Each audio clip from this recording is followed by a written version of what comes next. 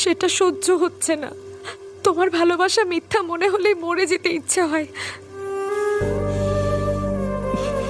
তুমি ভুল বুঝেছ, আমি অভিনয় করিনি, আমি শুধু বোঝাতে পারিনি।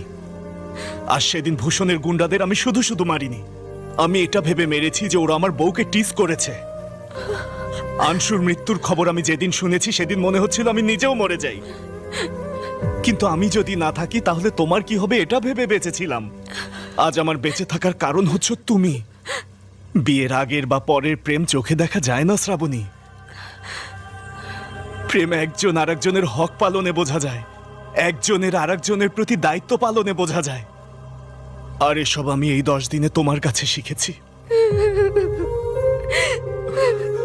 ভালোবাসা তো আমার চোখের সামনেই ছিল, আর আমি বেকুবের মতো হোটেলের রুমের 4 দেয়ালে নিজেকে জোর করে আটকে রাখতাম।